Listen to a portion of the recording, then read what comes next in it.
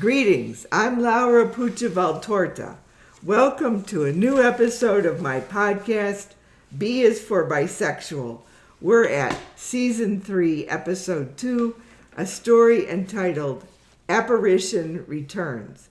Everybody, hold on to your hats, because here in the United States, democracy is imploding. We don't really have a federal government anymore, and freedom of speech is disappearing. Women can't get proper health care, and the president is imposing tariffs that will raise prices. Reading with me today are my son Dante. Hello. And my husband Marco. Buongiorno. I'm an attorney and a content creator. My films include Bermuda, Disaster Man, and the Disease Detective series, available on Amazon and the Tubi channel. Also, the short films Mehendi and Me and The Art House. A shout out to listeners in Maryland, Virginia, South Carolina, and Canada. Dear listener, at the end of this episode, I will tell you something about the process of indie filmmaking, one of my passions. And now, Apparition Returns. When Frederick Hay reappeared in Onondaga County, 5 years had passed since his last visit. Domenica was 11 years old now, almost ready to graduate from grammar school. Alberto's family life had changed for the better on some days. Looking back on it, the most amazing thing was how much trouble these two beings, a farmer and a ghost, had in common. Winifred III, the black cat, was the first one to welcome Frederick to the barn, where he appeared in the middle of winter during a snowfall as usual. Alberto walked in, swinging a bucket of grain to feed the cows, and jumped as he saw the white-shirted man, this time wearing a fur coat and a fur hat, petting the cat. Recognition was instantaneous. He had been dreaming about Frederick for the past 5 years. Oh my goodness. Alberto jumped back, and the feed spilled all over the floor. The cows mooed angrily.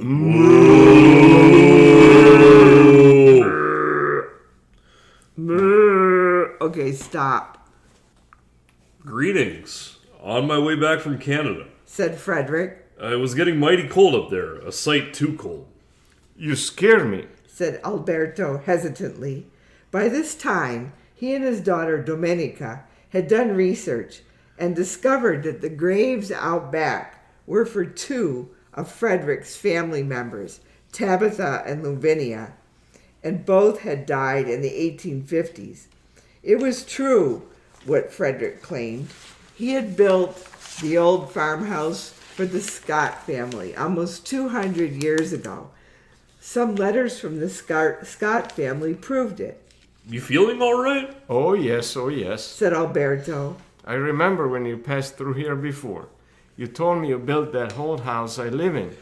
Not too strange you remember, said Frederick. Since I was last here about a month ago. You look sick. You got some kind of brain fever? That's right, said Alberto. A kind of brain fever. I had it. My daughter had it. My husband, Ernie, had it. Frederick stopped laughing. Your husband? I thought you was a man. That's right, said Alberto, thinking fast. You remember I told you I was Italian? We have strange ways, like the ancient Greeks.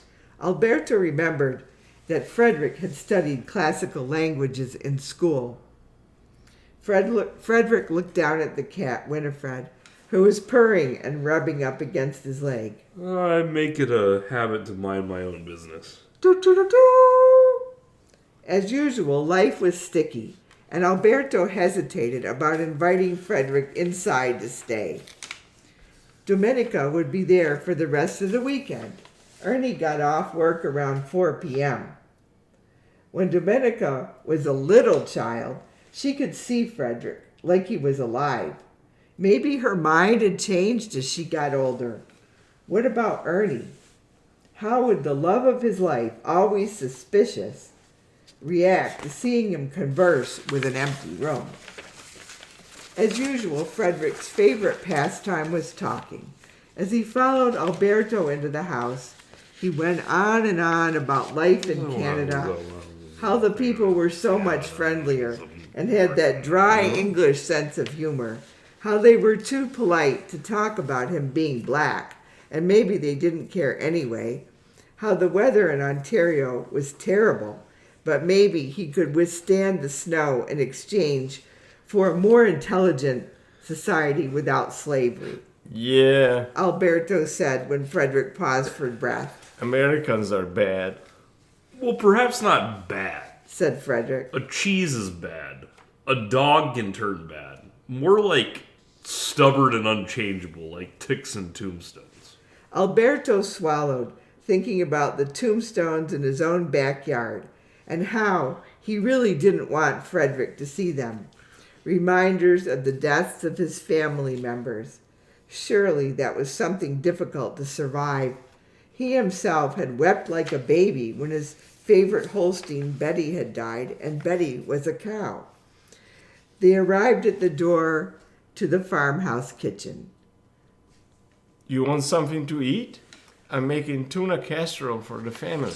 Frederick's face screwed up. What kind of casserole? Tuna, the big fish. I could make you a peanut butter sandwich. The corners of Frederick's mouth turned down. I remember that from last month. It's that sticky, creamy stuff on stale bread. No, thank you. My wife Tabitha will make me some beef stew, plenty of potatoes. You should teach your daughter how to cook. She makes some pretty good popovers, said Alberto, figuring that Frederick would know about those. They walked into the kitchen. When Domenica saw Frederick standing there, no older than the last time they met, and just as real looking, she made a squeaking sound, eek, and backed up against the window. Dad, what's going on? Is this a dream? Domenica, you remember Mr. Hay? Said Alberto. The man who visited us a while ago? Domenica sat down. Yes, sure I do. Yes, sure I do. You all right, young lady? Said Frederick. Where's the little girl who lived here? The one who liked to draw on the walls? This is my daughter, Domenica, said Alberto, deciding that the only thing he could do was tell the truth. She's older now. You came to see us about 5 years ago. Frederick laughed. No, I didn't. My visit was about 30 days ago, just before I went up to Canada. What year is this? Said Alberto. 1851. Said Frederick. February. Alberto and Domenica looked at each other. Several years after the first visit, Domenica had written a school paper about the history of slavery in New York State. Part of the paper had focused on the ghost she couldn't forget and the tombstones in the backyard.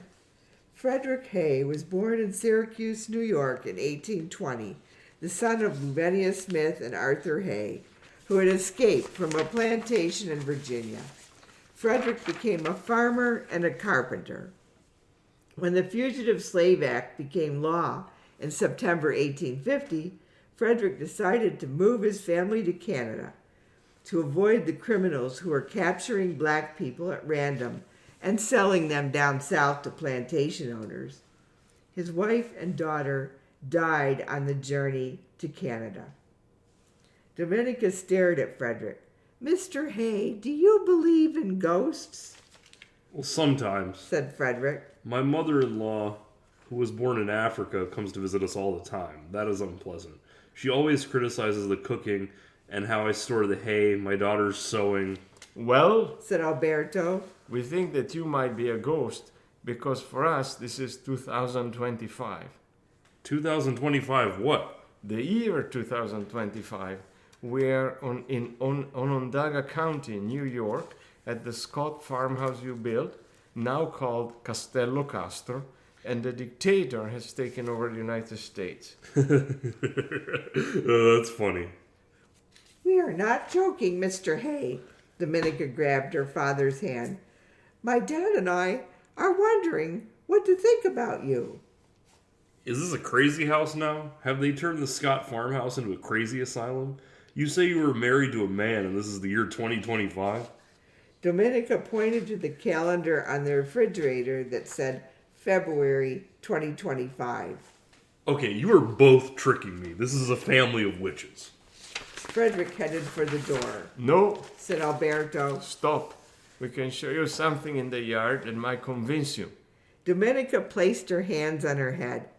Dad, is that a good idea? Who knows? Said Alberto. Alberto and Domenica followed Frederick into the yard, and then Alberto led them toward the headstones at the back, on the opposite corner of the yard, away from the skating pond. He and Domenica had dug up the area around the tombstones about 6 inches deep, so they could read the names and the inscriptions. Tabitha Hay, 1822 to 1851. She loved flowers. Luvenia Hay, 1843 to 1851. Beloved daughter. Frederick stared at the graves. Who is Tabitha Hay? That's my wife's name. I have her letters to me right here. He patted his shirt pocket. She wrote to me in Canada. Then he stared at Luvenia's headstone. Oh, not Luvenia, not my beautiful girl. Sobbing, he sank down onto the snow, which didn't seem to make him cold or wet. He sat there in agony for several minutes. My daughter. This is an evil trick. It makes no sense. Alberto put his hand on Frederick's shoulder. It makes no sense to me and Domenica. We don't know what is going on. Maybe hallucination. But this is 2025. The year is 2025. Frederick rocked back and forth in the snow. Domenica, who was shivering and crying at the same time, trudged back into the house. Come inside. Alberto encouraged the ghost. Maybe we can figure some things out. "Doo-doo-doo-doo," I've never understood this word. said Alberto, sitting at the kitchen table facing Frederick. Here I am, a man, and I fall in love with other men. This makes no sense, but that's the way it is. Frederick nodded. Maybe, Mr. Hay, you're a ghost. I do not really believe in ghosts, Said Frederick. except for my mother-in-law who came from Africa. I'm a Christian. What about the Holy Ghost? That's Christian. Listen, I didn't believe in ghosts either until 5 years ago when you first visited us. 1 month ago. Insisted Frederick. I was here 29 days ago. It was 5 years ago, in our time at least. You see how Domenica has grown? That young lady is a different person. No, she's actually my daughter, Domenica. I would know this. You can think what you want. Maybe you're the ghost, or a strange vision from the future. Alberto considered this. If my life is a vision of the future, the world has not advanced very far. Thankfully, there is no more slavery, at least not in the United States. But the world has continued its cruelty. No more slavery? Said Frederick. That is a good thing, a very good thing. Took long enough. Said Alberto. And then the government showed its stupidity in different ways. How? Maybe you don't want to know. Said Alberto. The government wants to control us, tell us how to think. Domenica can go to law school if she wants or study history, but she'll have to fight to get a good job. We still aren't picking the best person for the job, any job. Stupidity is in charge. The world is like that. Said Frederick. People never learn. Said Alberto. I've been thinking of moving to Canada to escape. Laughed Frederick, and then he went silent. We have the same plan. Domenica came back downstairs. Dad, I need to leave. Mom's here to pick me up. She nodded at Frederick. Mr. Hay, it's been wonderful and interesting seeing you again. I've always believed in ghosts. Well, I don't. Young lady, you sure did grow fast.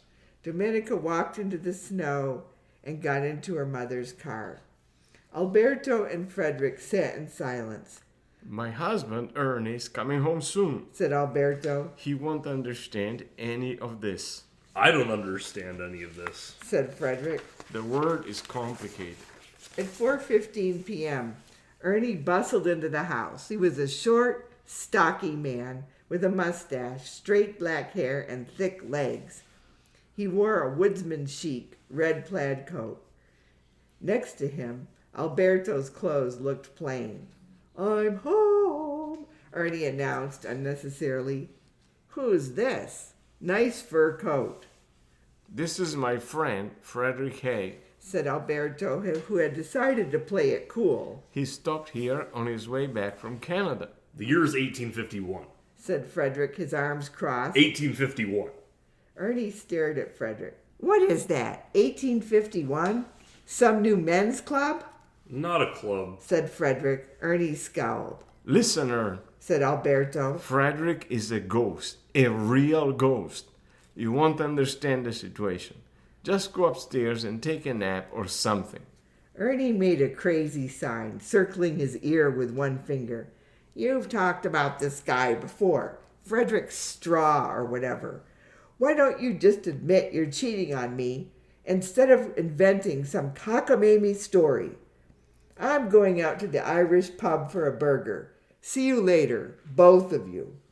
After Ernie slammed the door, Frederick made a face. That man does not seem very intelligent. Yeah, he thinks you and I are in love with each other. Frederick laughed, braying like a donkey. Yes, well, he's the sheetrock king, and maybe he needs to stick to his sheetrock. What is sheetrock? Alberto tapped on the walls. It's an invention we use to cover the walls like this. It's made from gypsum. I wondered why they were so smooth. Said Frederick.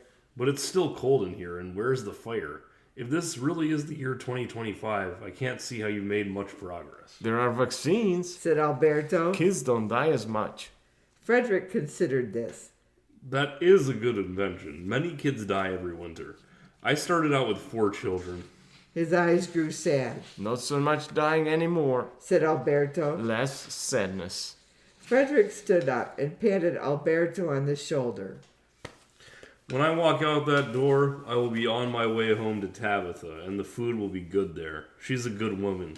I will tell her about this dream, and she will only laugh at me, maybe a little.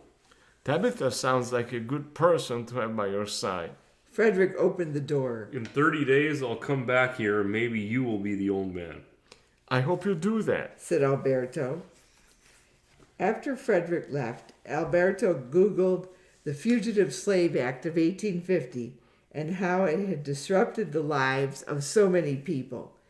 Then, Domenica returned to visit him the next weekend with books from the library, like 12 Years a Slave, and they read about the real history of the United States. Dad, said Domenica, maybe Frederick came here to teach us. Maybe. Said Alberto. That's what history is supposed to do. Without solid, truthful teaching in schools, I guess we have to rely on ghosts. Dad, said Domenica, I love you. Do-do-do-do.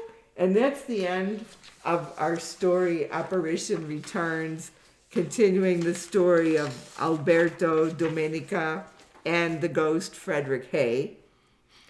These days, I want to point out, I'm working on 2 new films, a documentary about artificial intelligence and a narrative comedy entitled Zoom Hit. Let me tell you, directing is difficult, and so is producing. Ciao until next time. Let your voices be heard in 2025 and keep up the fight. Bye. Ciao. Arrivederci!